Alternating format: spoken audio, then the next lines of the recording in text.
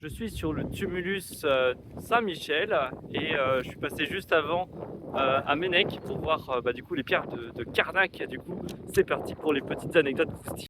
Alors déjà, parlons de Mennec. Alors Mennec, ça veut dire lieu avec des pierres, parce que Men, ça veut dire pierre. Voilà. Aucun propos sur le fait que les garçons c'est des cailloux. Men, voilà, ça veut dire pierre.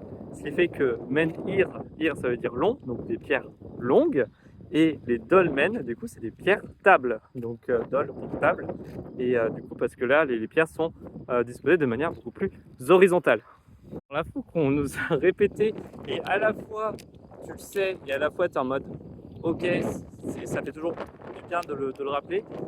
Voilà, les menhirs ne sont pas faits par les Gaulois. Voilà, c'est beaucoup plus vieux. Ça a été fait au néolithique. Du coup, nouvelle pierre, néolithique, tu l'as. Donc voilà, ça paraît des choses qui paraissent évidentes et quand on nous le redit, ah oui, d'accord. Et en fait, tellement vieux que on a très peu de traces. Bon, déjà parce qu'il y a le temps, évidemment. Enfin, alors néolithique, on est sur du 6000 ans, hein, ok. Du coup, assez loin. Donc c'est pour ça qu'on a très peu de traces. Mais aussi parce que le sol, en fait, de Carnac est très acide. Du coup, tout ce qui reste de bois, d'ossements, de cuir ou ce genre de choses, en fait, sont complètement détruits. Ah, et Carnac aussi, sa signification, du coup, c'est tas de pierres remarquables ou lieu remarquable pour son tas de pierres. Enfin, voilà, c'est un peu ça l'idée.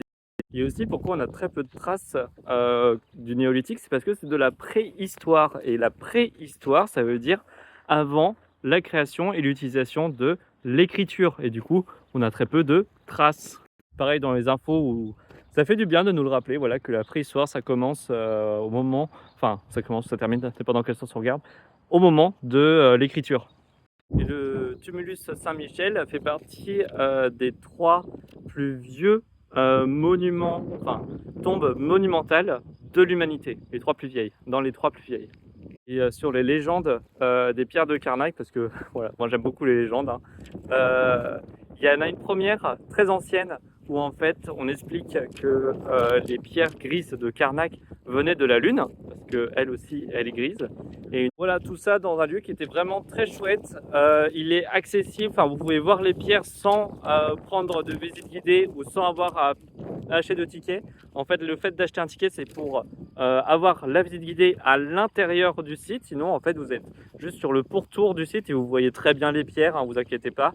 Le guide que j'ai eu, Mathieu, il est incroyable. Voilà, du coup, c'est pour ça, si vous le croisez, vous êtes sûr de passer un super moment. Et je pense que c'est pareil pour les autres guides au passage.